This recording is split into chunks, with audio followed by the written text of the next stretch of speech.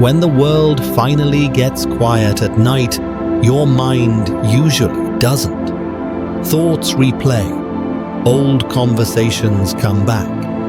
You remember the things you wish you'd said and the things you wish you hadn't. Now, imagine this. There are 5 very specific moments in life where the most powerful thing you can do is say nothing at all. 5 moments when silence protects your peace, saves your relationships, and gently rewrites your karma. Most people fail all 5. They shout when they should pause. They joke when they should listen. They give advice when they should simply sit beside someone in pain. Tonight, we're going to slow everything down. We'll walk through these 5 moments, one by one, through the lens of Buddhist wisdom. By the end of this journey, you'll know exactly when to stay silent and how that silence can become a doorway to inner freedom. And the last moment we'll explore is the one most of us ignore completely, even though it quietly shapes every other part of our lives. So find a comfortable position. Let your shoulders soften. Let your jaw relax. Take a deep breath in. Gently breathe out. And let's begin. Picture this. You're already tired. Your day has been heavy. Someone says a careless sentence. It hits something raw in you. Within seconds, you feel heat rising in your chest. Your heart beats faster. A reply starts forming on your tongue, sharp, exact, perfectly aimed. That is the first moment, the moment of anger. Buddhist teachings say that anger doesn't appear out of nowhere. It rises from attachment, from aversion, and from not seeing clearly. You wanted respect and didn't get it. You wanted understanding and felt ignored. You feared losing something, and their words touched that fear.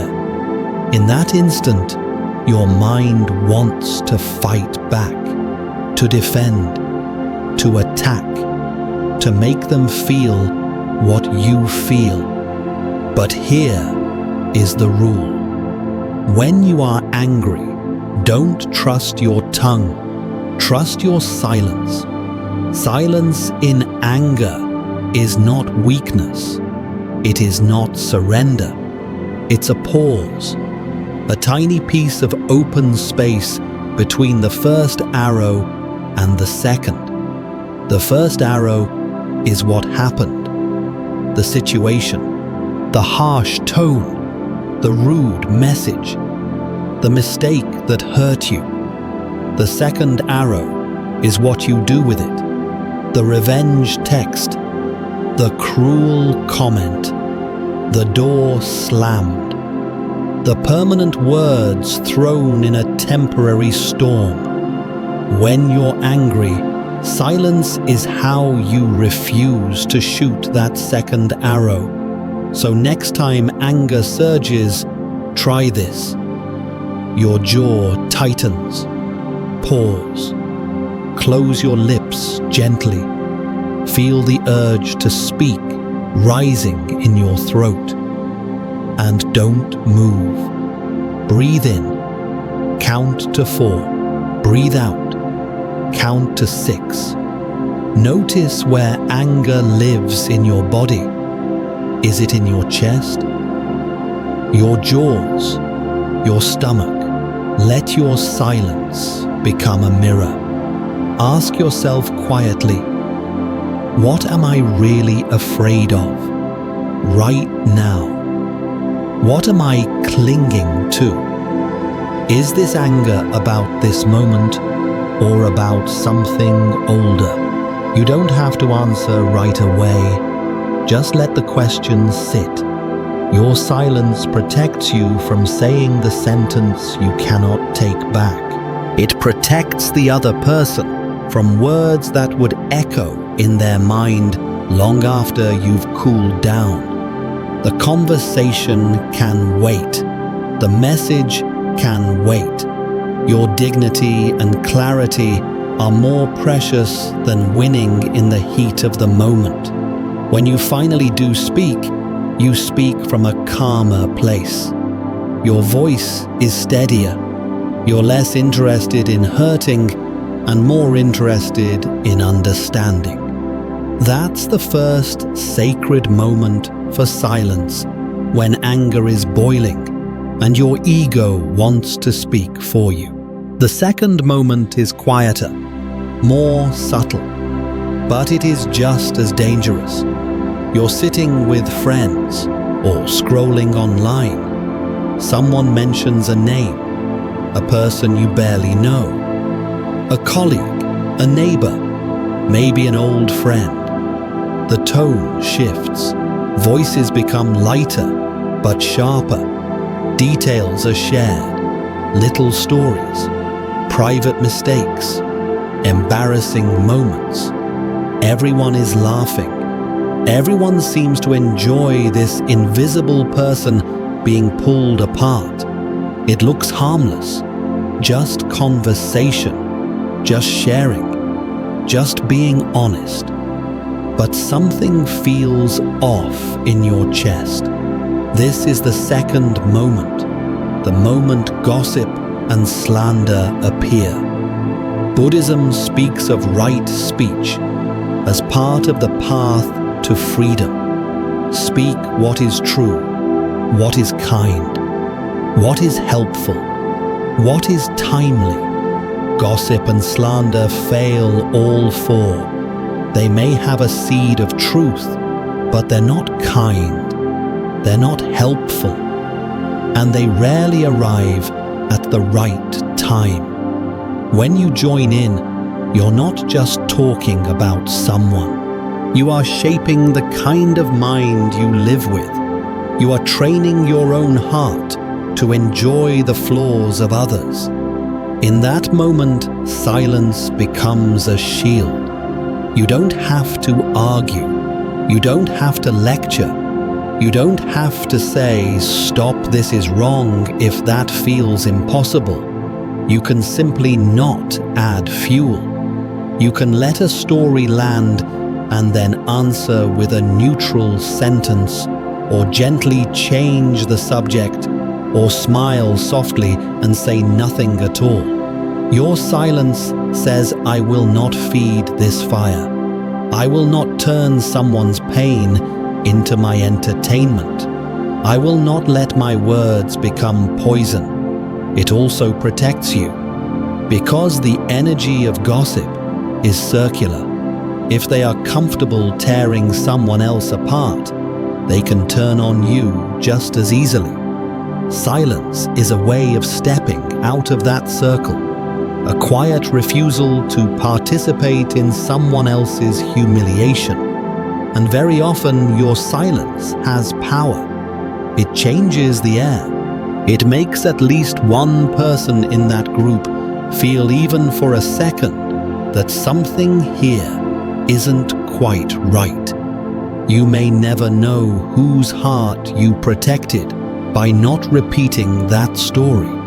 You might have spared someone a night of tears caused by a rumor that never spread, all because you chose not to speak when your ego wanted to feel important by saying, "Oh, I heard something too." That is the second sacred moment for silence, when gossip is flowing and cruelty is dressed up as conversation. The third moment is louder. Voices raised, faces tense, two people talking, but nobody really listening. You know this scene. Maybe you've lived it many times. A disagreement becomes an argument. A simple difference becomes a personal attack. You feel misunderstood. They feel cornered. Every sentence is a weapon. Every pause is a chance to reload. In Buddhism, conflict itself is not the problem. Life is full of different needs, different dreams, different fears.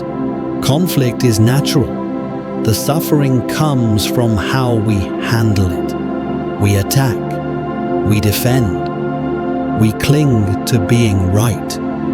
In the middle of conflict, silence is rare, but it is exactly what can save the situation. Silence in conflict is not shutting down. It is not emotional punishment. It is not stonewalling. True silence in conflict is active. It listens. It breathes. It makes space. Imagine you are in the middle of an argument. Your heart is pounding. You already know the next 3 points you want to make. You are not really hearing their words. You're just waiting for your turn to reply. Try this instead. When they speak, let your mouth rest. Let your shoulders drop. Tell yourself quietly, for the next minute, I don't have to defend anything. I am only here to understand what hurts. When they finish their sentence, wait a heartbeat longer than you usually would. Feel your urge to jump in. Stay silent for just one breath. Then ask something simple. Is there more you want me to understand? Can you help me see what feels most painful for you in this? What do you wish I understood but haven't heard yet? These words are born from silence. They are not about winning. They are about seeing. In that space, everything softens. You may still disagree. They may still disagree. But the tone shifts from me versus you to us facing this problem together. If you notice yourself getting flooded, too emotional to think clearly, you can also use silence to pause the entire conflict. You can say gently, I care about this too much to keep fighting like this. Can we take a break and come back when we're calmer? Then honor that silence. Step away. Sit somewhere quiet. Place a hand on your chest or your belly. Breathe deeply for a few minutes. Use the pause not to rehearse better arguments, but to ask what matters most here. Is my pride louder than my love? Am I trying to protect my ego or the relationship? When you return, the same words may be available, but your energy is different. You're less likely to say something that leaves a scar. That is the third sacred moment for silence in the middle of conflict, when staying loud will only deepen the wound. The fourth moment is tender. You see someone you care about in pain. Their eyes are red. Their voice is shaky. They look smaller than usual. A breakup, a diagnosis, a loss, a betrayal. You feel helpless. You want to fix it.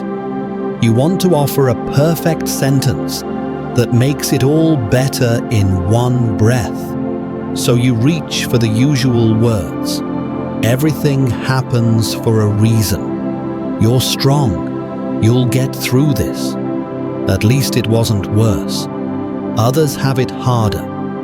But if you've ever been on the receiving end of those words in your darkest hour, you know how empty they can feel. Buddhist compassion is not about talking pain away. It's about being willing to stay present with it. In the face of someone else's suffering, silence can be the deepest form of love. Not a cold silence, not a distracted silence. A warm, open, grounded silence. You sit beside them. You put your phone away. You look at them gently. You let your breathing slow down so your nervous system becomes a calm field they can rest inside. You don't rush to fill the space with advice. You don't try to make their pain smaller. You don't push them to be okay before they're ready. You might say only a few simple words. I'm here. I'm not going anywhere. You don't have to explain it if you don't want to.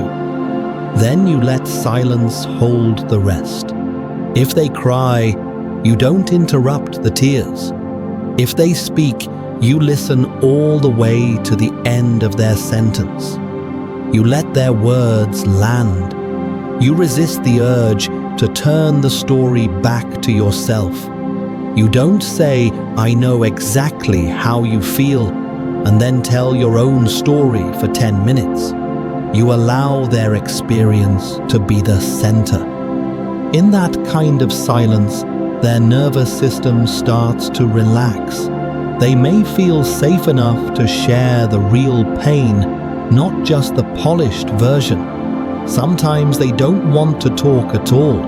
They just want someone sitting nearby, to know they are not alone in the dark.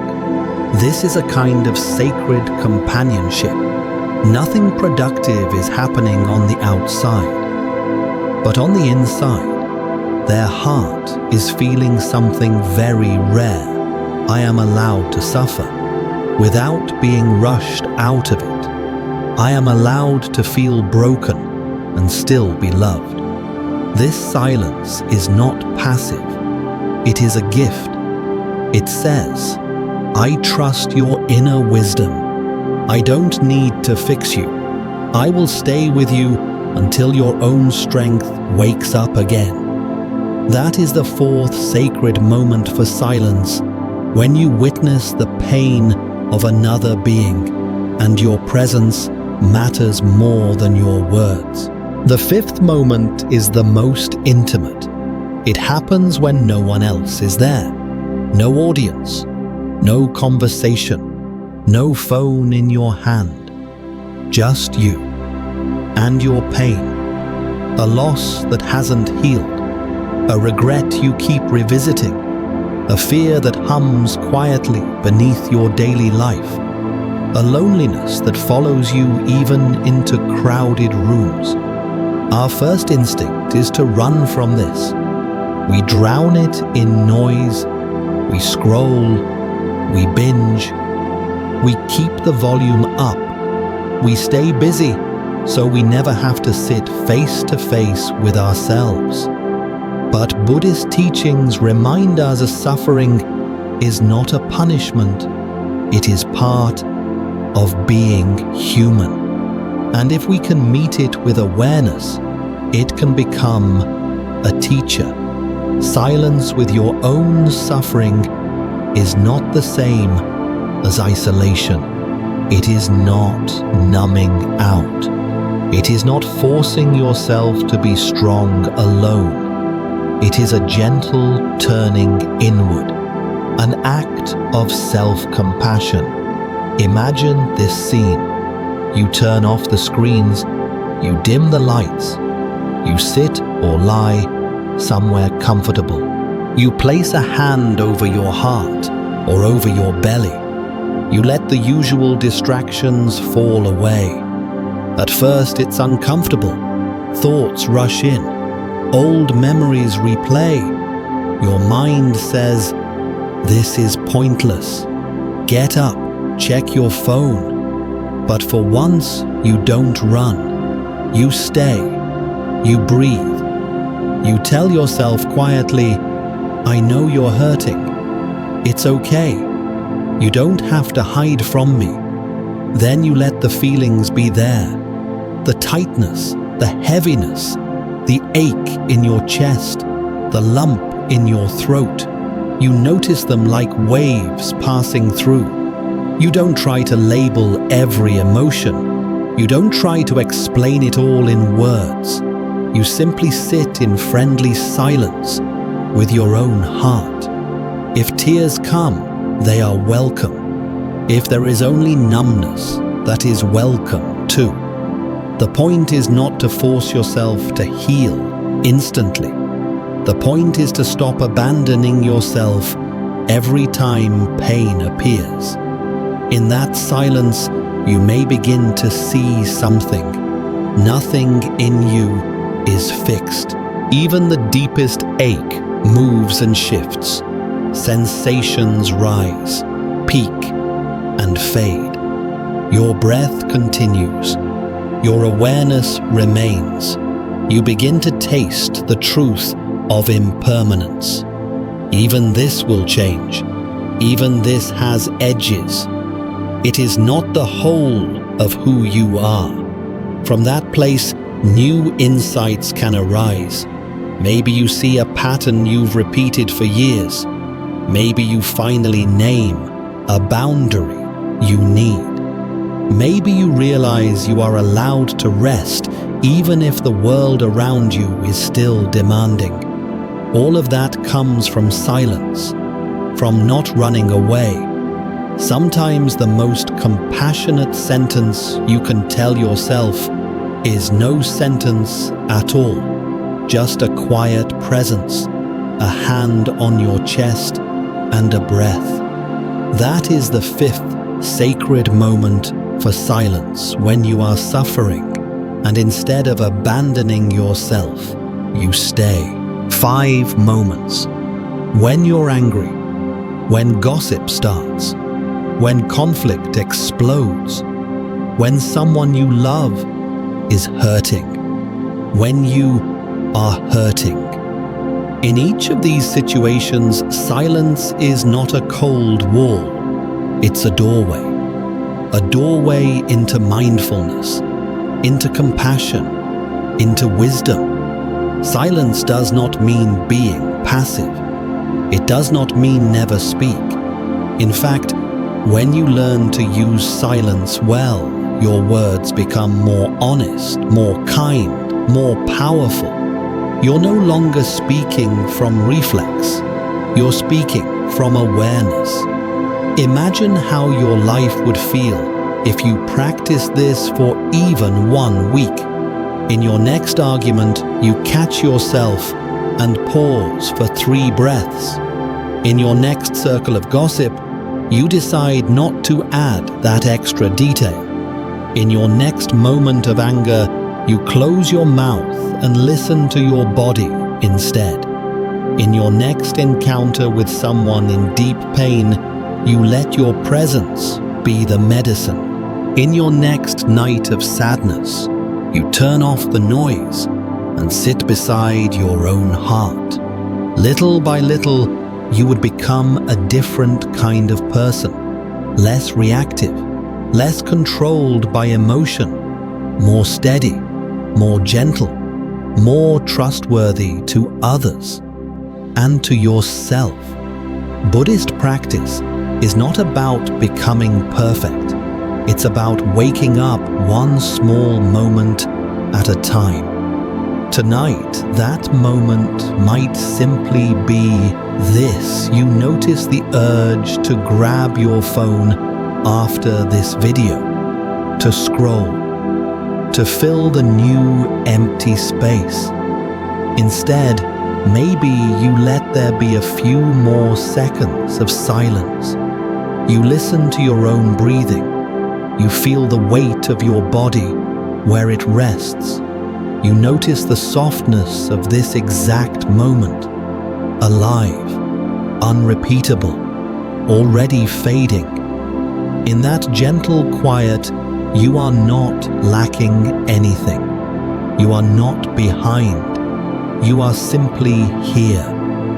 And that is where transformation begins. If this journey into silence has touched something in you, let it continue. Practice these 5 moments in your daily life. Watch how your relationships change. Watch how your inner weather slowly becomes calmer. And when you're ready for the next step, we'll explore the opposite side of this teaching, the moments when silence becomes harmful, when speaking up is the truest act of compassion. But for now, let's end where we began, with a single breath, in and out. Let the world be noisy if it wants to.